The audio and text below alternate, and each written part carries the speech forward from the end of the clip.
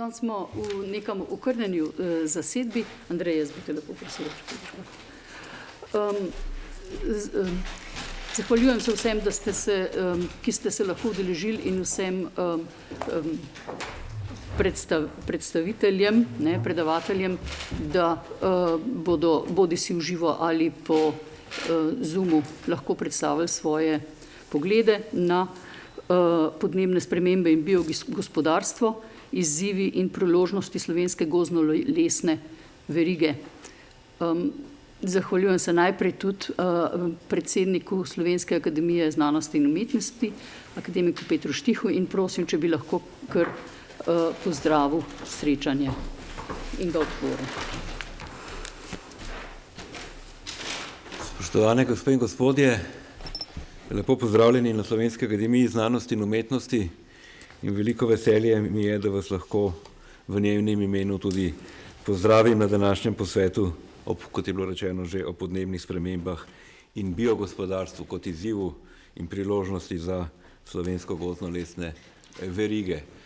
Kot popolni analfabet o temi, o kateri govorite, pravzaprav seveda lahko rečem samo par besed, kar se človeku pride na pamet, ko slišite takšen naslov. Podnebne spremembe v povezavi z gozdom, seveda moja prva asociacija na to temo je bil žledolom, ki smo ga imeli leta 2014 v Sloveniji in ki je seveda, vsi vemo, kakšne velike posledice oziroma poškodbe v gozdu je povzročil, ampak hkrati mislim tudi, da je ta žledolom pokazal po drugi strani tudi vse zmožnosti slovenskega gozdnega gospodarstva pri saniranju škode, ki je takrat nastala.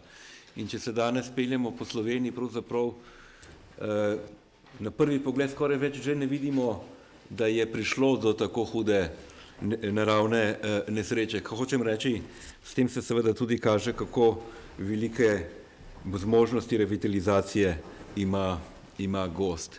Druga seveda takšna asociacija, ki jo povezujem z temi podnebnimi spremembami in gozdom, je seveda problem lubadarja, ki ga imamo pri nas in ki je v zadnjem času tudi zelo pravzaprav akuten.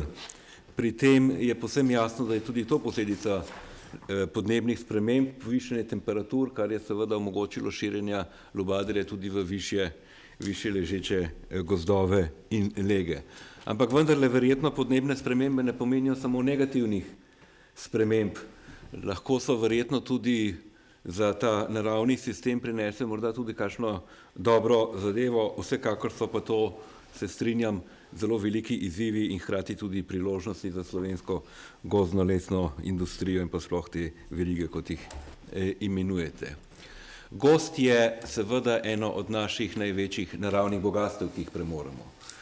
In zato me je potrebno, in mislim tudi, da mu v Sloveniji posvečamo veliko pozornosti in je to tudi prav.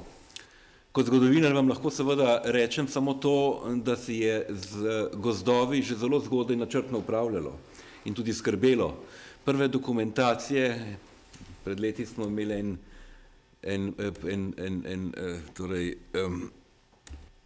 simpozij, ki je bil tudi rezultat nekega projekta raziskovalnega, ki smo jih imeli o človeku, naravi in okolju v predmodernih obdobjih, tudi v sodelovanju z Gozdarskim inštitutom smo to delali in takrat sem pravzaprav raziskoval začetke upravljanja z gozdovi in kot rečeno prve dokumentacija za slovenski prostor, prve pravzaprav izraze te skrbi imamo že okrog leta 1000. V takratnih listinah se že pojavlja recimo lovska pravica, podeljevanje skrbi za gozd kot posebni, torej seveda kdo lahko koristi les, kako se les koristi in podobne se zadeve. Že izpred konca srednjega veka imamo že prve gozdne rede, ki so povsem načrtno skrbeli za gozdove. Torej skrb za gozd je nekaj imanentnega, kar se mi zdi in tudi pomembno, in veseli me seveda, da nagovarjate danes te vsebine in iščete priložnosti za tudi slovenske, torej gozdno-lesne verige. Mislim, da tukaj seveda imamo velike potencijale in da prav podnebne spremembe omogočajo seveda tudi ali pa postavljajo pri nas velike izzive. Čisto za konec tega kratkega pozdrava bi se rad zahvalil vsem organizatorjem, tako torej 4. razredu Slovenska akademija znanosti in umetnosti, potem seveda našemu svetu za varovanje okolja in seveda tudi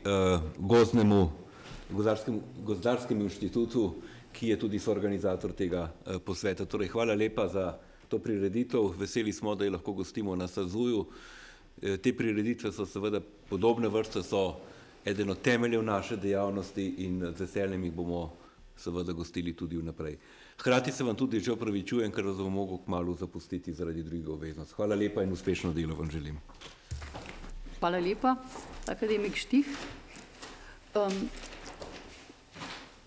Pravzaprav bi morala še predstaviti, organizatorja, kot je povedal akademik Štih, to smo Svet za varovanje okolja Slovenske akademije znanosti in umetnosti in za svet predsednik akademik Andrej Kranjc, profesor dr. Nikolaj Tureli, potem je iz Gozdarskega inštituta dr. Jožica Gričar, ki je vodja nove programske skupine z istim imenom, kot je naslov današnjega srečanja, in pa je Hojka Krajger.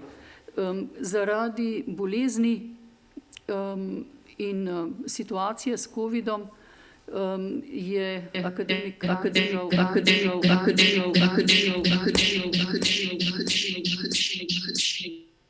žal odsoten, zato smo za pomoč pri moderiranju prosili člana Sveta za varovanje okolja, profesorja Dušana Pluta, ki je tudi sicer eden od nosilcev aktivnosti v našem Svetu za varovanje okolja in sodeluje tudi s Svetom za energetiko. In magistra Andreja Breznikarja iz Zavoda za gozdove Slovenije, ki bi sicer samo moderiral okroglo mizo, s katero bomo zaključili današnje srečanje pol nekje okrog 1 ure. Bo pa že pač celo pot pomagal pri moderiranju. Zdaj, če si pogledamo našo tole zbornik povzetkov znanstvenega srečanja, vidimo, da bi najprej zdajle srečanje pozdravil akademik Mitja Zupančič, ki je tudi prispeval svoje misli o gozdu v času in prostoru. Gozd v času včeraj, danes, jutri. Spet zaradi COVID-a se akademik Zupančič ni mogel udeležiti v živo srečanja, je pa tudi sporočil, da se ne počuti najboljše in se ne more priključiti na Zoom. Zdaj, če lahko samo na kratko povzamem, akademik Zupančič je nestor slovenskega gozdarstva, član 4. razreda Slovenske akademije znanosti in umetnosti, ki se vsa leta ukvarja s fitocenologijo in najprej v svojem prispevku povzame palinološke raziskave in razvoj gozdov na prostoru Slovenije v daljši zgodovini. Potem pa zaključi tudi z svojimi opažanji in opažanji današnjih gozdarjev glede pojavljanja naprimer bukve v slovenskih gozdovih v zadnjih 50 letih, kjer že on tudi opaža spremembe v pojavljanju, ki so navezane tudi na podnebne spremembe. Tako da akademiku Zupančiču se zahvaljujem za ta predgovor, ki si ga bomo tudi poglobljeno prebrali. Akademik Zupančič je decembra praznoval tudi 90-letnico in upamo, da nas bo pa pozdravil potem ob koncu COVID-a na majskem srečanju Gozd in les.